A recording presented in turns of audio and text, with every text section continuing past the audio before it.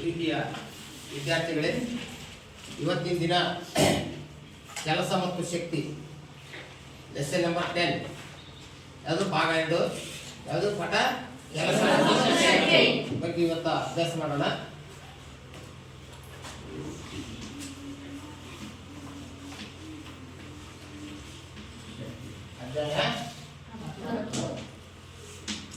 ಈಗ ಈ ಹಿಂದಿನ ತರಗತಿಯಲ್ಲಿ ಚಲನೆ ಮತ್ತು ಗುರುತ್ವಾಕರ್ಷಣೆ ಬಗ್ಗೆ ನಾವು ಈಗಾಗಲೇ ಅಭ್ಯಾಸ ಮಾಡಿದ್ದೀವಿ. ಚಲನೆ ಅಂದ್ರೇನು? ಒಂದು ಕಾಲದೊಂದಿಗೆ ಸ್ಥಾನ ಬದಲಾಗುತ್ತಾ ಇರುವುದಕ್ಕೆ ಏನಂತ ಕರೀತಾರೆ? ಚಲನೆ. ನಾನೀಗ ಇಲ್ಲಿದ್ದೀನಿ, ಇಲ್ಲಿಂದ ಅಲ್ಲಿ ಬರಬೇಕಾದ್ರೆ ಸಮಯ ತಗೊಂಡು ಎಷ್ಟು ಸೆಕೆಂಡು? 2 ಸೆಕೆಂಡ್ 3 ಸೆಕೆಂಡ್ ಬಂತು ಅಂದ್ರೆ ಒಂದು ಕಾಯವು ಕಾಲದೊಂದಿಗೆ ಸ್ಥಾನ ಬದಲಾಗುತ್ತಾ ಇರುವುದಕ್ಕೆ ಏನಂತ ಕರೀತಾರೆ? ಚಲನೆ.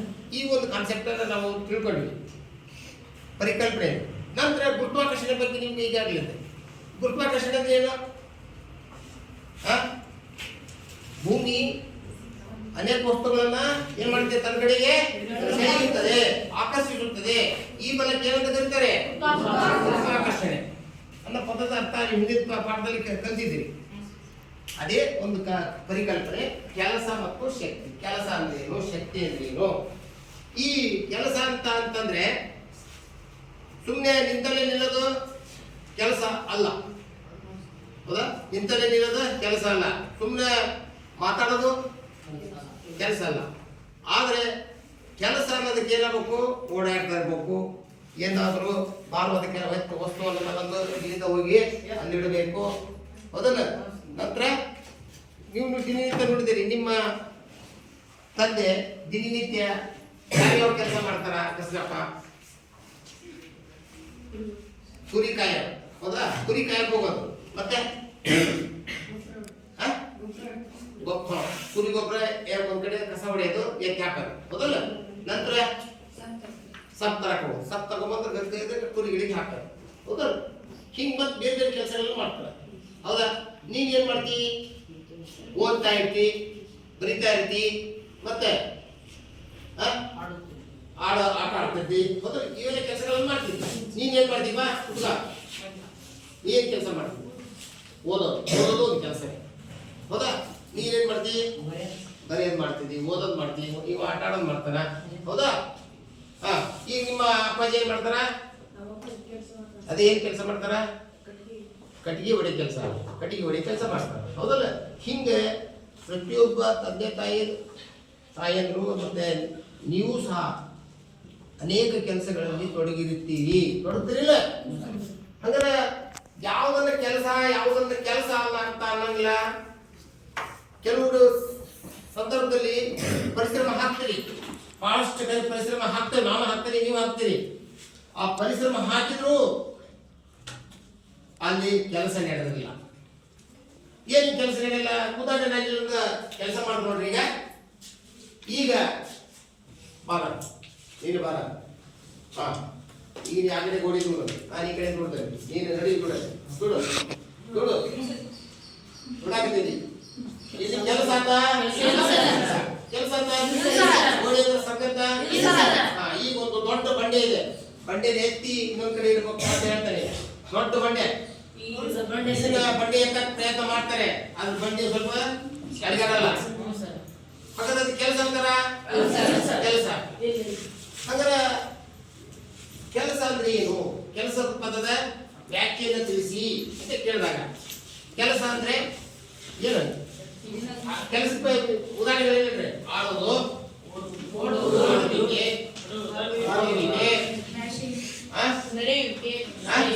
ನಡೆಯುವುದು, ನಡೆಯುವುದಂದ್ರೆ ಓಡಾಡುವುದು,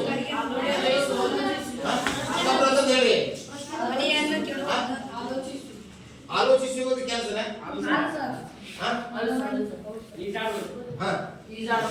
ಈಜಾಡುವುದು,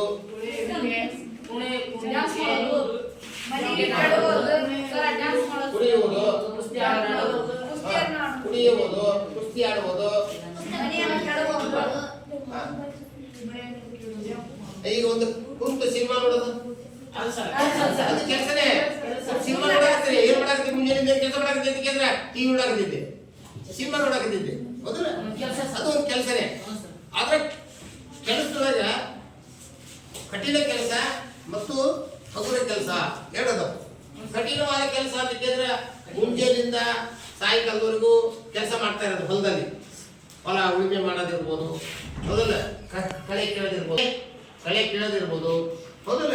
ಆಮೇಲೆ ಮಣ್ಣು ತುಂಬೋದಿರ್ಬೋದು, ಮಣ್ಣು ಹೊರೋದಿರ್ಬೋದು, ಇವೆಲ್ಲ ಕೆಲಸಗಳು ಕಠಿಣ ಕೆಲಸಗಳು. ಹಾಗಾದ್ರೆ ಕುಂತು ಟಿವಿ ನೋಡೋದು ಹೌದಲ್ಲ? ಬರೆಯೋದು ಸರಳ ಕೆಲಸ, ಹಗರ ಕೆಲಸ, ಹೌದಲ್ಲ?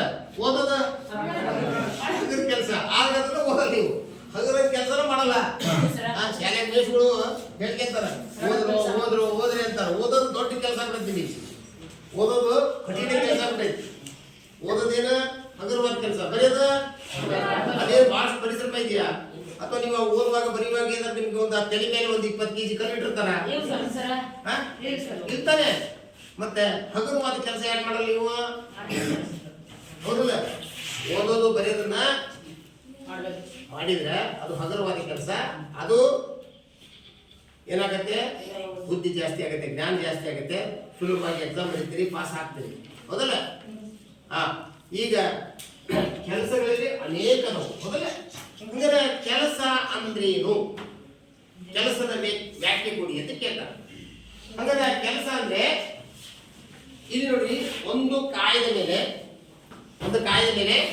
ಉದಾಹರಣೆ ಇದೇ ಒಂದು ಚೇರು, ಇದು ಒಂದು ಕಾಯ, ಒಟ್ಟು ಒಂದು ಕಾಯದ ಮೇಲೆ ಬಲವನ್ನು ಪ್ರಯೋಗಿಸಿದಾಗ, ಬಲವನ್ನು ಪ್ರಯೋಗಿಸಿದೆ, ಬಲದ ದಿಕ್ಕು ಈ ಕಡೆ ಇದೆ, ಬಲದ ದಿಕ್ಕು ಈ ಕಡೆ ಇದೆ. ಒಂದು ಕಾಯದ ಮೇಲೆ ಬಲವನ್ನು ಪ್ರಯೋಗಿಸಿದೆ, ಬಲದ ದಿಕ್ಕಿನಲ್ಲಿ ಕಾಯವು ಸ್ಥಾನ ಪಲ್ಲಟಗೊಂಡರೆ ಅದನ್ನು ಏನಂತ ಕರೀತಾರೆ? ಕೆಲಸ ಎನ್ನುತ್ತಾರೆ, ಹೌದಲ್ಲ? ಕೆಲಸ ಅಂತ ಗೊತ್ತದಲ್ಲ? ಒಂದು ಕಾಯದ ಮೇಲೆ ಬಲ ಪ್ರಯೋಗ ಆದ ಮೇಲೆ ಕಾಯವು ಏನಾಗಬೇಕು? ಸ್ಥಾನ ಪಲ್ಲಟಗೊಳ್ಳಬೇಕು. ಬಲದ ದಿಕ್ಕಿನಲ್ಲಿ ಏನಾಗಬೇಕು? ಸ್ಥಾನ ಪಲ್ಲಟಗೊಳ್ಳಬೇಕು. ಈಗ ಡೆಫಿನಿಷನ್ ಕೆಲಸ ಅಂದ್ರೆ ಏನಂತೇಳಿ ನೆನಪಿಟ್ಕೊಳ್ಳಿ. ಒಂದು ಕಾಯದ ಮೇಲೆ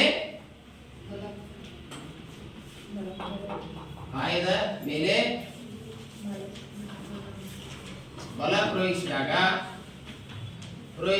ಅಥವಾ ಪ್ರಯೋಗಿಸಿದಾಗ ಕಾಯವು ಬಲದ ದಿಕ್ಕಿನಲ್ಲಿ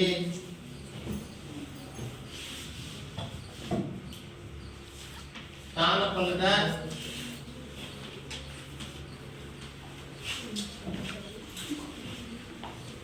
ಗೊಳ್ಳುವುದನ್ನು ಏನಂತ ಕರೀತಾರೆ? ಕೆಲಸ. ಹಂಗಾರೆ ಒಂದು ಕೆಲಸ ನಡೀಬೇಕಾದ್ರೆ 2 ಅಂಶಗಳು ಇರುತ್ತವೆ. ಕೆಲಸ ನಡೀಬೇಕಾದ್ರೆ ಒಂದು ಕಾಯದ ಮೇಲೆ ಫಸ್ಟ್ ಇದೇನು, ಕಾಯದ ಮೇಲೆ ಬಲ ಪ್ರಯೋಗ ಆಗಬೇಕು. ನಂತರ ಆ ಕಾಯ ಸ್ಥಾನ ಪಲ್ಲಟ, ಮದ್ದಿನ ಜಾಗ ಇತ್ತಲ್ಲ ಆ ಜಾಗ ಬಿಟ್ಟು ಮುಂದೆ ಹೋಗ್ಬೇಕು. ಹಾಗಿದ್ರೆ ಮಾತ್ರ ಅದನ್ನ ಏನಂತ ಕರೀತಾರೆ? ಕೆಲಸ. ಕೆಲಸದ ಏಕಮಾನ, ಕೆಲಸಕ್ಕೆ ಇಷ್ಟು ಕೆಲಸ ಅಂತ ಇರುತ್ತೆ, ಅದನ್ನ ಅಳಿಲಿಕ್ಕೆ ಏಕಮಾನ. ಉದಾಹರಣೆ, ಘನ ವಸ್ತುಗಳನ್ನು ಅಳಿಲಿಕ್ಕೆ ಏನ್ ಮಾಡ್ತಾರೆ? ಕೆಜಿ, ಕಿಲೋಗ್ರಾಮ್, ಎಷ್ಟು ಕೆಜಿ, ಹೌದಲ್ಲ? ಈಗ ನಿಮ್ಮಮ್ಮ ಹೋಗಿ ಅಂಗಡಿ ಸೆಕ್ಟರ್ ಅಂಗಡಿಗೆ ಹೋಗಿ ಏನ್ ತಗೊಂಬಂತಾಳ? ಸಕ್ಕರೆ ತಗೊಂಬಂತಾಳ. ಆದ್ರೆ ನೀನು ಅವಾಗ ಏನಂತೀಯ? ಎಷ್ಟು ತರಬೇಕು ಅಂತ ಕೇಳ್ತೀಯ, ಹೌದಲ್ಲ? ಎಷ್ಟು ಅಂತ ಕೇಳಿದಾಗ ಅರ್ಧ KG, 4 KG, 1 KG, 2 KG, 3 KG, 5 KG ಅಂತ ಹೇಳ್ತಾರ ಅವ್ರು, ಹೌದಲ್ಲ? ಅಲ್ಲಿ ಕೆಜಿ ಘನ ವಸ್ತುಗಳನ್ನು ಅಳೆಯುವ ಏಕಮಾನ. ಹಾಗೆ ಕೆಲಸವನ್ನು ಅಳಿಲಿಕ್ಕೆ ಒಂದು ಏಕಮಾನ ಇದೆ. ಆ ಏಕಮಾನವೇ ನ್ಯೂಟನ್ ಮೀಟರ್. ಕೆಲಸದ ಏಕಮಾನ ಮೀಟರ್. ಅಲ್ಲಿದೆ ನ್ಯೂಟನ್ ಮೀಟರ್, ನ್ಯೂಟನ್ ಮೀಟರ್ ಅಥವಾ ಜೂಲ್. ಏನು? ಜೂಲ್. ಕೆಲಸದ ಏಕಮಾನ ಜೂಲ್ ಅಥವಾ ನ್ಯೂಟನ್ ಮೀಟರ್. ಎಕ್ಸಾಮ್ ಕೇಳ್ತಾರೆ, ಕೆಲಸ ಎಂದರೇನು, ಕೆಲಸದ ಏಕಮಾನ ತಿಳಿಸಿ ಅಂತ 2 ಮಾರ್ಕ್ಸ್ ಕೇಳ್ತಾರೆ. ಏನಪ್ಪ? ಈಗ ಕೆಲಸ ಎಂದ್ರೇನು? ಒಂದು ಕಾಯದ ಮೇಲೆ ಬಲ ಪ್ರಯೋಗಿಸಿದಾಗ ಕಾಯವು ಬಲದಲ್ಲಿ ಸ್ಥಾನ ಪಲ್ಲಟಗೊಂಡರೆ ಅದನ್ನು ಏನಂತ ಕರೀತಾರೆ? ಕೆಲಸ ಎನ್ನುತ್ತಾರೆ. ಕೆಲಸದ ಏಕಮಾನ ನ್ಯೂಟನ್ ಅಥವಾ ಜೂಲ್. ಜೂಲ್ ಜೆ ಅಂದ್ರೆ ಜೂಲ್. ಜೂಲ್ ಅಂದ್ರೆ ಒಂದು ಜೂಲ್ ಎಂದರೇನು ಅಂತ ಕೇಳ್ತಾರೆ. ಬರ್ಕೊಳ್ಳಿ, ಒಂದು ಜೂಲ್ ಎಂದರೇನು? ಒಂದು ಜೂಲ್ ಎಂದರೇನು?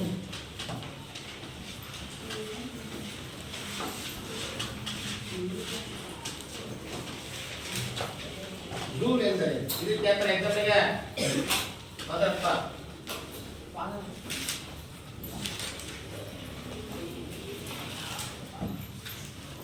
ಒಂದು ಜೂಲ್ ಎಂದರೇನು ಅಂತ ಪ್ರಶ್ನೆ ಕೇಳ್ತಾರೆ. ಒಂದು ಕಾಯಿಲೆ ಮೇಲೆ ಒಂದು ಕಾಯಿಲೆ ಮೇಲೆ ಒಂದು ನ್ಯೂಟನ್ ಬಲ. ಎಷ್ಟು ಬಲ? ಒಂದು ನ್ಯೂಟನ್. ಏನು ಬಲ ಅಂತಂದ್ರೆ ಒಂದು ನ್ಯೂಟನ್ ಬಲ ಪ್ರಯೋಗವಾದಾಗ ಅದು ಅಂದ್ರೆ ಅದು ಕಾಯ 1 ಮೀಟರ್ ದೂರ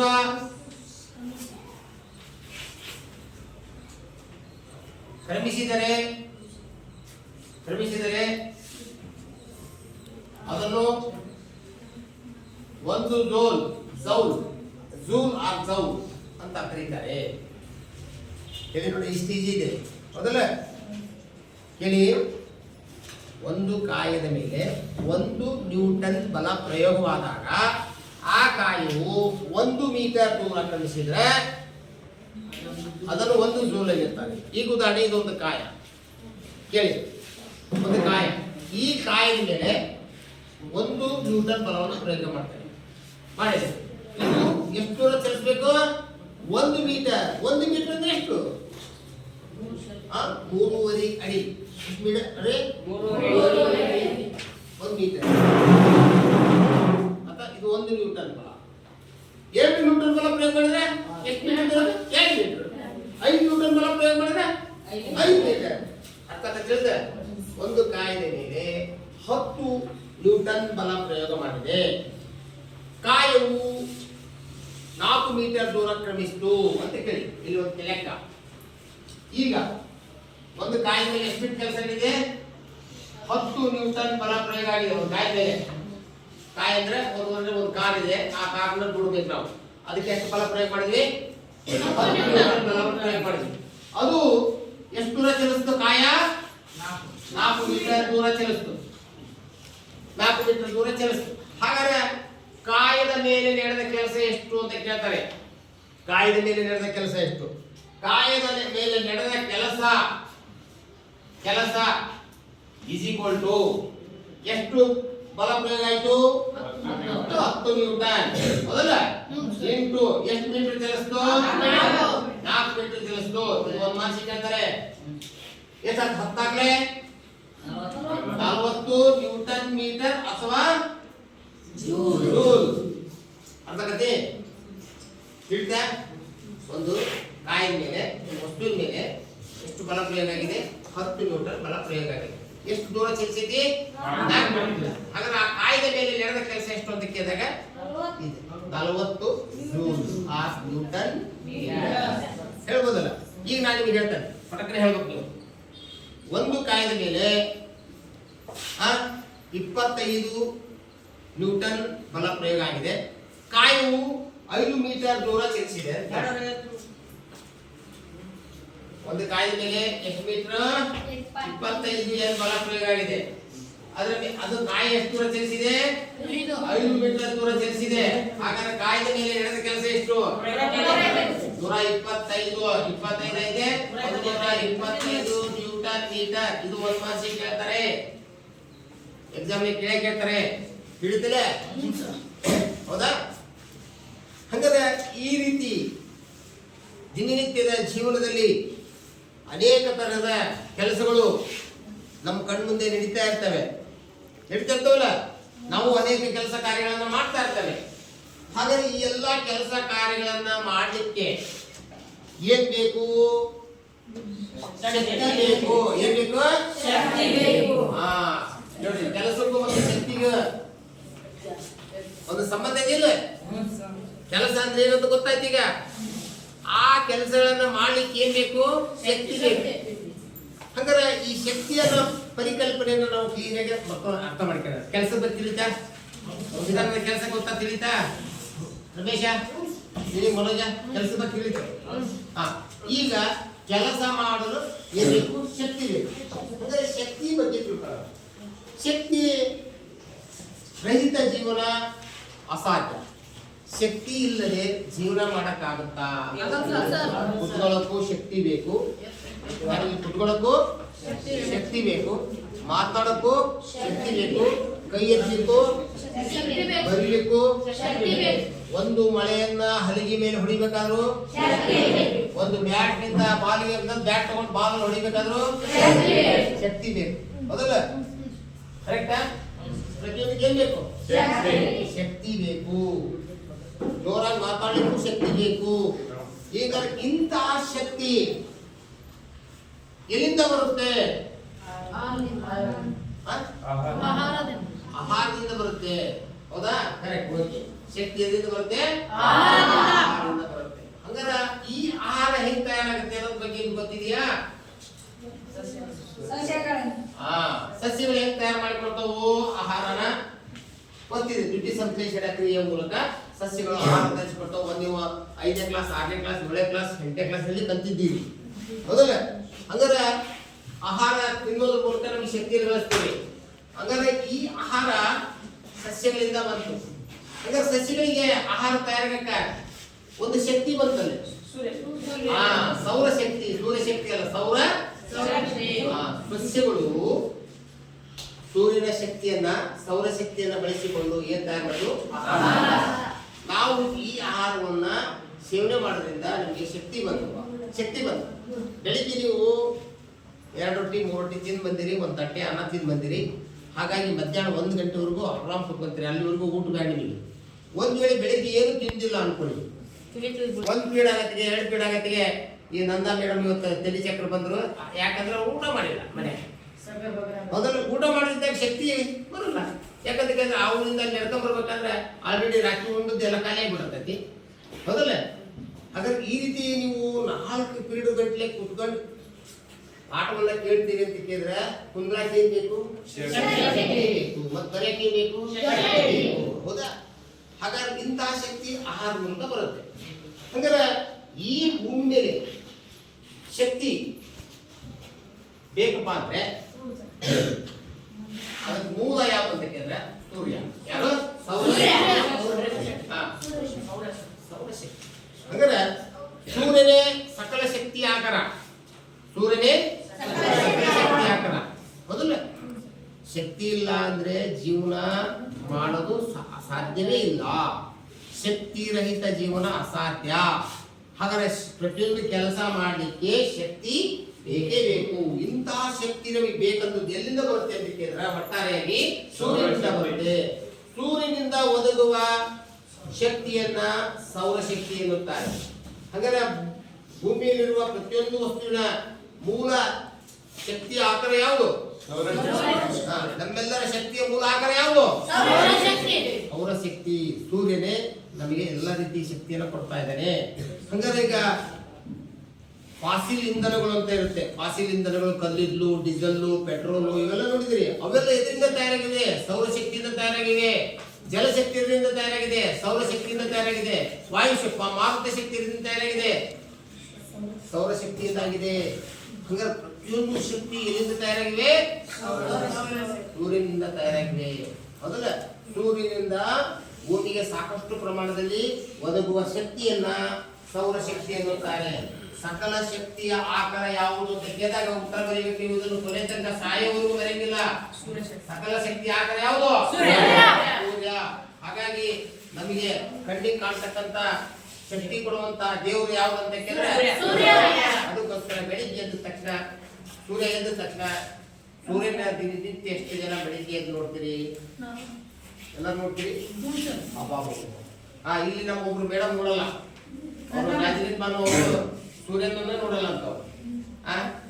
ಬೆಳಿಗ್ಗೆ ನಾನು ಹೇಳಿದೆ ಆಕೆ 1 ಗಂಟೆ 6 ಗಂಟೆಗೆ ಕೇಳಮ್ಮ, ಸಂಜೆ 5 ಹೇಳಮ್ಮ, ಎದ್ದ ತಕ್ಷಣ ಹೊರಗಡೆ ಪ್ರಪಂಚ ನೋಡಮ್ಮ. ಅವಾಗ ಮಂಜು, ಕಾವಳ, ಆಮೇಲೆ ನಾನಾ ರೀತಿಯ ಬೆಳಕಿನ ಕಿರಣಗಳು ನಮ್ಮ ದೇಹದ ನಿಂತಿದ್ರೆ ನಾವೆಲ್ಲ ಏನಾಗ್ತೀವಿ? ಚರ್ಮ ರೋಗ ಹೋಗ್ತವೆ. ಆಮೇಲೆ ನಮ್ಮ ಕಣ್ಣುಗಳು ಆರೋಗ್ಯ ಹೆಚ್ಚಾಗತ್ತೆ. ರಾತ್ರಿ 10 ಗಂಟೆಗೆ ಮಲಗಿ ಬೇಗ ಬೆಳಿಗ್ಗೆ 5 ಗಂಟೆ 5:05 ಹೇಳ್ತಾರಲ್ಲ, ಅವ್ರು ನಿಜವಾಗ್ಲೂ ಆರೋಗ್ಯವಾಗಿರ್ತಾರೆ. ಅರ್ಥ ಆಯ್ತಾ?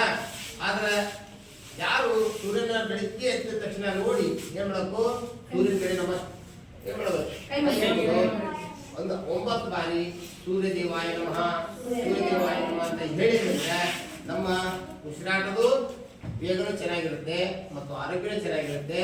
ಜೊತೆಗೆ ಬೆಳಗಿನ ಜಾವ ಎದ್ದು ವ್ಯಾಯಾಮ ಮಾಡಿದ್ರೆ, ವಾಕಿಂಗ್ ಮಾಡಿದ್ರೆ ನಮ್ಮ ಆರೋಗ್ಯ ಚೆನ್ನಾಗಿರುತ್ತೆ ಮತ್ತು ಬುದ್ಧಿಶಕ್ತಿ ಏನಾಗುತ್ತೆ, ಹೆಚ್ಚಾಗುತ್ತೆ. ಹಾಗಾಗಿ ನಮ್ಮ ಕಣ್ಣಿಗೆ ಕಾಣುವ ದೇವರು ಯಾವ್ದು ಕೇಳಿ ಗೊತ್ತಾಯ್ತಿಲ್ಲ? ಗಾಳಿ, ನೀರು, ಬೆಳಕು ಇವೆಲ್ಲ ನಿಜವಾದ ದೇವರುಗಳು. ಅರ್ಥ? ಈ ಪಂಚಭೂತಗಳೇನವಲ್ಲ ಅವೇ ನಿಜವಾದ ದೇವರುಗಳು. ಓಕೆ, ಅದಕ್ಕೋಸ್ಕರ ಗಾಳಿ ಶುದ್ಧವಾಗಿರಬೇಕು, ಕುಡಿಯುವ ನೀರು ಶುದ್ಧವಾಗಿರಬೇಕು. ಹೌದಾ? ಪರಿಸರ ಮಾಲಿನ್ಯ ಆಗದಂಗೆ ನೋಡ್ಕೋಬೇಕು. ಹಾಗಿದ್ದಾಗ ಮನುಷ್ಯನ ಆಯುಷ್ಯ ಆಟೋಮೆಟಿಕ್ಲಿ 100 ವರ್ಷಕ್ಕೆ ಬದುಕ್ತಾನೆ ಮನುಷ್ಯ. ಹೌದಲ್ಲ? ಈಗೆಲ್ಲ ಏನಾಗಿದೆ, ಪರಿಸರ ಮಾಲಿನ್ಯ ಆಗಿದೆ, ವಾಯು ಮಾಲಿನ್ಯ ಆಗಿದೆ, ಜಲ ಮಾಲಿನ್ಯ ಆಗಿದೆ, ನೆಲ ಮಾಲಿನ್ಯ ಆಗಿದೆ. ಹೀಗೆಲ್ಲ ಆಗಿದ್ರಿಂದಾಗಿ ಏನಾಗ್ತಾ ಇದೆ, ಮನುಷ್ಯನ ಆರೋಗ್ಯ ಏನಾಗ್ತಾ ಇದೆ, ಹಾಳಾಗ್ತಾ ಇದೆ, ಆಯುಷ್ಯ ಕಡಿಮೆ ಆಗ್ತಾ ಇದೆ. ಅದಕ್ಕೋಸ್ಕರ ಮಕ್ಕಳೇ, ನಾವು ಇರುವಂತ ಸುತ್ತಮುತ್ತಲ ಪ್ರದೇಶ ಸ್ವಚ್ಛವಾಗಿರಬೇಕು. ಜೊತೆಗೆ ನಾವು ಚೆನ್ನಾಗಿರ್ಬೇಕು. ಅಂದ್ರೆ ದೈಹಿಕ ಪರಿಶ್ರಮ ಪಡಬೇಕು.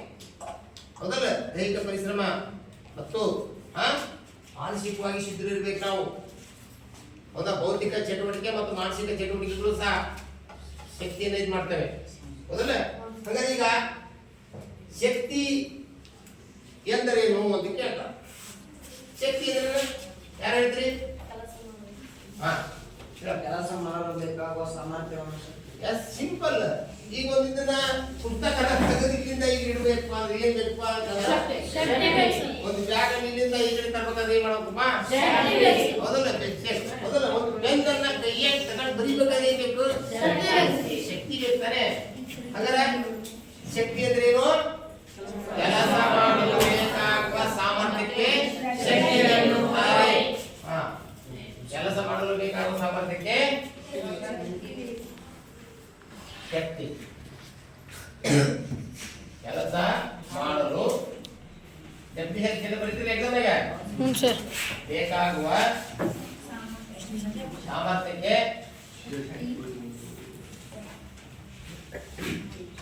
ಕೆಲಸ ಮಾಡಲು ಬೇಕಾಗುವ ಸಾಮರ್ಥ್ಯಕ್ಕೆ ಶಕ್ತಿ ಇರುತ್ತೆ. ಹಾಗಾದ್ರೆ ಶಕ್ತಿ ಏಕಮಾನ ವೆರಿ ಗುಡ್. ಶಕ್ತಿ ಏಕಮಾನನು ಸಹ ಯಾವುದು? ಓಕೆ, ಈಗ ಜೂಲ್ ಅದ್ರ ಬಗ್ಗೆ ಗೊತ್ತಾಗ್ತಲ್ಲ ಈಗ? ಹೌದಲ್ಲ?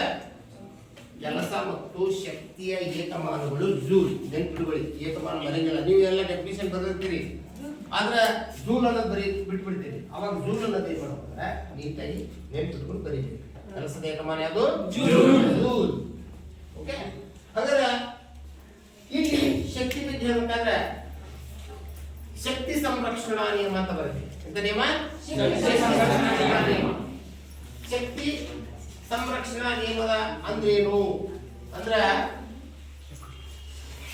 ಶಕ್ತಿಯನ್ನ ಸೃಷ್ಟಿಸಲು ಸಾಧ್ಯವಿಲ್ಲ, ಆದರೆ ಶಕ್ತಿಯನ್ನ ರೂಪಾಂತರಿಸಬಹುದು. ರೂಪಾಂತರಿಸಬಹುದು ಅಂದ್ರೆ ಶಕ್ತಿಯನ್ನ ಒಂದು ರೂಪದಿಂದ ಮತ್ತೊಂದು ರೂಪಕ್ಕೆ ಪರಿವರ್ತಿಸಬಹುದು. ಆದರೆ ಶಕ್ತಿಯನ್ನ ಸೃಷ್ಟಿಸಲು ಸಾಧ್ಯವಿಲ್ಲ, ನಾಶಗೊಳಿಸಲು ಸಾಧ್ಯವಿಲ್ಲ. ಇದು ಎಂತ ನಿಯಮ? ಶಕ್ತಿ ಸಂರಕ್ಷಣಾ ನಿಯಮ. ಕೇಳ್ತಾರಿತ್ತು IMP. ಶಕ್ತಿ ಸಂರಕ್ಷಣಾ ನಿಯಮ.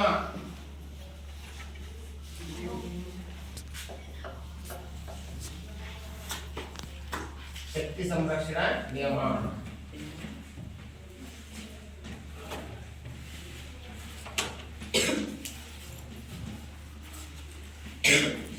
ಶಕ್ತಿಯನ್ನು ಒಂದು ರೂಪದಿಂದ ಇನ್ನೊಂದು ರೂಪಕ್ಕೆ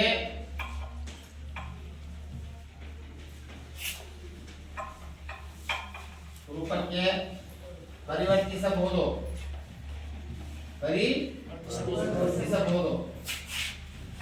ಆದರೆ ಏನ್ ಮಾಡಕ್ಕಾಗಲ್ಲ. ಶಕ್ತಿಯನ್ನು ಸೃಷ್ಟಿಸಲು ಸಾಧ್ಯವಿಲ್ಲ,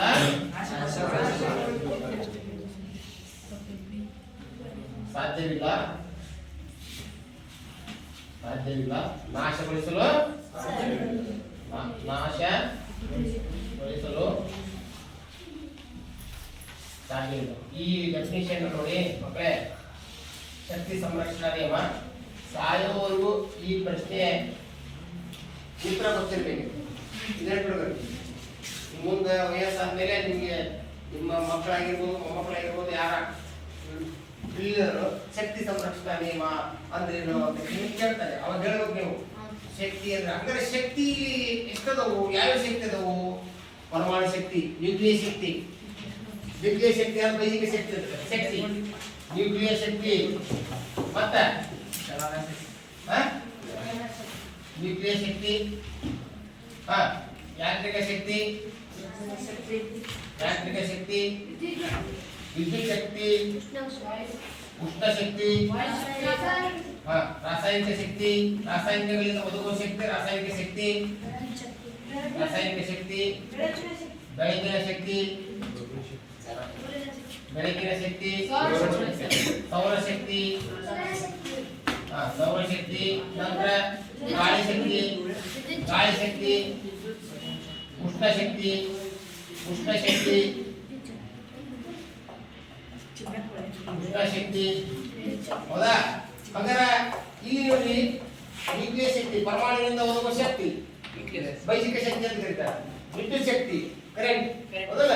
ರಾಸಾಯನಿಕ ವಸ್ತುಗಳಿಂದ ದೊರಕುವ ಶಕ್ತಿ ರಾಸಾಯನಿಕ ಶಕ್ತಿ, ಬೆಳಕಿನ ಶಕ್ತಿ, ನಂತರ ಸೌರಶಕ್ತಿ, ಗಾಳಿ ಶಕ್ತಿ, ಉಷ್ಣ ಶಕ್ತಿ, ಹೀಗೆ ಶಕ್ತಿ ಇದಾವೆ. ಹಾಗಾದ್ರೆ ಈಗ ಇಲ್ಲಿ ಯಾಂತ್ರಿಕ ಶಕ್ತಿ ಅಂತ ಇದೆಯಲ್ಲ, ಯಾಂತ್ರಿಕ ಶಕ್ತಿ ಅಂದ್ರೆ ಅದ್ರಾಗ ಏನದಾವು? ಚಲನ ಶಕ್ತಿ ಮತ್ತು ಇನ್ನೊಂದು ಯಾವುದು? ಪ್ರಚಲನ ಶಕ್ತಿ. ಪ್ರಚಲನ ಶಕ್ತಿ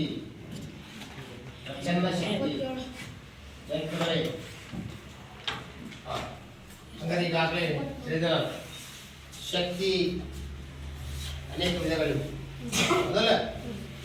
ಯಾಂತ್ರಿಕ ಶಕ್ತಿಯ 2 ವಿಧಗಳನ್ನು ತಿಳಿಸಿದ್ದಕ್ಕೆ ಅಂದ್ರೆ ಯಾಂತ್ರಿಕ ಶಕ್ತಿಯ 2 ವಿಧಗಳು ಯಾವುವು? ಚಲನ ಶಕ್ತಿ ಮತ್ತು ಪ್ರಚಲನ ಶಕ್ತಿ. ಹೌದಾ? ಈ ರೀತಿ ನೋಡಿಲಿ ನಾವು ವಿದ್ಯುತ್ ಶಕ್ತಿ ಒಂದು ರೂಪದಿಂದ ಮತ್ತೊಂದು ರೂಪಕ್ಕಂದ್ರೆ ವಿದ್ಯುತ್ ಶಕ್ತಿಯನ್ನ ಏನ್ ಶಕ್ತಿಯ ಪಡಿಬಹುದು? ಬೆಳಕಿನ ಶಕ್ತಿ ಆಗ್ಬೋದು. ಬೆಳಕಿನ ಶಕ್ತಿ ಮುಂದ ಉಷ್ಣ ಶಕ್ತಿಯಾಗಿ ಪಡಿಬಹುದಲ್ಲ? ಈಗ ವಿದ್ಯುತ್ ಶಕ್ತಿಯಿಂದ ವಾಹನಗಳು ಓಡ್ತಾ ಇದೆ ಗೊತ್ತಾ? ಎಲೆಕ್ಟ್ರಿಕ್ ವೆಹಿಕಲ್ ಗೊತ್ತಾ? ಚಲನ ಶಕ್ತಿ, ಹೌದಲ್ಲ? ಚಲನ ಶಕ್ತಿ ಹೌದಲ್ಲ? ಹಾಗಾದ್ರೆ ಶಕ್ತಿಯನ್ನು ಒಂದು ರೂಪದಿಂದ ಮತ್ತೊಂದು ರೂಪಕ್ಕೆ ಪರಿವರ್ತಿಸಬಹುದು, ಆದರೆ ಶಕ್ತಿಯನ್ನ ನಾಶಗೊಳಿಸಲು ಸಾಧ್ಯವಿಲ್ಲ, ನಾಶಗೊಳಿಸಲು ಸಾಧ್ಯವಿಲ್ಲ. ಅರ್ಥ ಆಯ್ತು ಮಕ್ಕಳೇ? ಹಾಗಾದ್ರೆ ಈ ಶಕ್ತಿಯ ವಿವಿಧ ರೂಪಗಳಿವೆ, ಹೌದಾ? ಅದ್ರಾಗ ಯಾಂತ್ರಿಕ ಶಕ್ತಿ ಬೇಕಾದ್ರೆ ಯಾಂತ್ರಿಕ ಶಕ್ತಿಯ ವಿಧಗಳು ಹೇಳ್ತಾರೆ, ಚಲನ ಶಕ್ತಿ, ಪ್ರಚಲನ ಶಕ್ತಿ. ಹಾಗಾದ್ರೆ ಈಗ ಚಲನ ಶಕ್ತಿ ಎಂದರೇನು? ಯಾರು ಹೇಳಿ? ಚಲನ ಶಕ್ತಿ, ಚಲನ ಶಕ್ತಿ ಅಂದ್ರೆ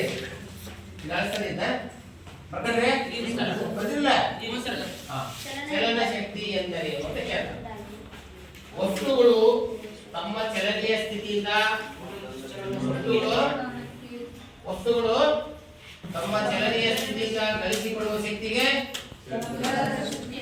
ನಾ ಕುಂತಲೆ ಕುಂತ್ರ ಚಲನ ಶಕ್ತಿ ಬರುತ್ತಾ? ನಾನು ಓಡಾಡೋದ್ರಿಂದ ನನಗೆ ಎಂತ ಶಕ್ತಿ ಬರುತ್ತೆ? ಚಲನ ಶಕ್ತಿ, ಹೌದಲ್ಲ?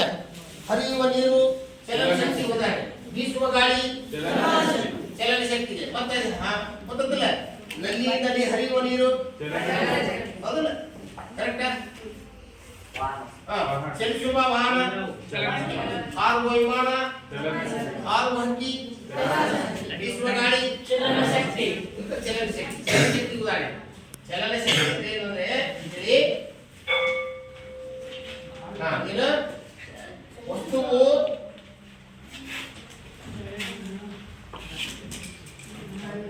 ಚಲನೆಯ ಸ್ಥಿತಿಯಿಂದ ಗಳಿಸಿಕೊಳ್ಳುವ ಶಕ್ತಿಗೆ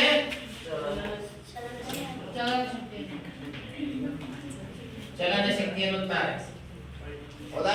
ಉದಾಹರಣೆ ಕೇಳ್ತಾರ, ಚಲನ ಶಕ್ತಿ ಉದಾಹರಣೆ ನಿಮ್ಗೆ ಕೊಡ್ತಾರೆ. ಈಗ ಕೆಲವೊಂದಿಷ್ಟು ಕೊಟ್ಟು ಏನ್ ಮಾಡ್ತಾರ, ಅವಾಗ ಈಗ ರಬ್ಬರ್ ಬ್ಯಾಂಡ್ ಎಳೆದ್ವಿ, ಅದು ಚಲನ ಶಕ್ತಿ. ರಬ್ಬರ್ ಬ್ಯಾಂಡ್ ಎಳೆದ್ವಿ, ಬಿಟ್ವಿ, ಅದೇನಾಗತ್ತೆ ಚಲನ ಶಕ್ತಿ ಆಗತ್ತೆ. ಚಲಿಸುತ್ತಲ್ಲ ಬಿಟ್ರ ಬೀಸುವ ಗಾಳಿ ಚಲನ ಶಕ್ತಿ. ಮೊದಲ ಸಮುದ್ರದ ಅಲೆಗಳು ಬರ್ತಾ ದಡಕ್ಕ, ಅದೇ ಚಲಿಸ ಶಕ್ತಿ ಚಲನ ಶಕ್ತಿ. ಮೊದಲ ಕೈನೆಟಿಕ್ ಎನರ್ಜಿ, ಕೈನೆಟಿಕ್ ಎನರ್ಜಿ ಅಂತ ಕರೀತಾರೆ. ಕೈನೆಟಿಕ್ ಎನರ್ಜಿ ಈಗ ಹೀಗೆ ಇಸ್ ಈಕ್ವಲ್ ಟು ಅರ್ಧ ಹಾಫ್ ಎಂ ವಿ ಸ್ಕ್ವೇರ್. ವಸ್ತುವಿನ ರಾಶಿ ಮತ್ತು ಅದರ ವೇಗಗಳ ಗುಣಲಬ್ಧವನ್ನ ಏನಂತ ಕರೀತಾರೆ? ಚಲನ ಶಕ್ತಿ ಅಂತ ಕರೀತಾರೆ. ಚಲನ ಶಕ್ತಿಯ ಸಮೀಕರಣ ಇದೆ. ಹಾಗೆ ಇನ್ನೊಂದು ಬಂತು ಪ್ರಚಂಡ ಶಕ್ತಿ. ಪ್ರಚಂಡ ಶಕ್ತಿ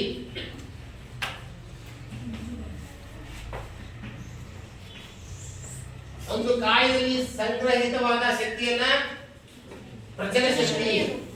ಈ ಉದಾಹರಣೆ ಕೇಳಿ. ಪೆಟ್ರೋಲ್ನಾಗ ಒಂದು ಶಕ್ತಿ ಇದೆ. ಯಾವ ಶಕ್ತಿ? ಪ್ರಚಂಡ ಶಕ್ತಿ. ಪೆಟ್ರೋಲ್ ಶಕ್ತಿ ಇದೆ. ಅಂಗಡಿಯೊಳಗೆ ಟೆರಸ್ ಮೇಲೆ ಒಂದು ನೀರಿನ ಟ್ಯಾಂಕ್ ಇದೆ. ನಲ್ಲಿ ಯಾರು ಮಾಡಿಲ್ಲ, ಅಲ್ಲಿ ನೀರು ತುಂಬಿದೆ ಟ್ಯಾಂಕ್ ಒಳಗೆ. ಅಲ್ಲಿ ಸಂಗ್ರಹವಾದ ಶಕ್ತಿ ಯಾವುದು? ಪ್ರಚಂಡ ಶಕ್ತಿ. ಒಂದು ಬೆಟ್ಟದ ಮೇಲೆ ಕಲ್ಲಿದೆ, ಬೆಟ್ಟದ ಮೇಲೆ ಒಂದು ದೊಡ್ಡ ಕಲ್ಲಿದೆ, ಬಂಡೆ, ಅದು ದುಡಿದು ಬಿಡ್ತದೆ. ಆದ್ರೆ ಅದಕ್ಕೆ ಎಂತ ಶಕ್ತಿ ಇದೆ? ಪ್ರಚಂಡ ಶಕ್ತಿ. ಮೊದಲ ಪ್ರಚಂಡ ಶಕ್ತಿ.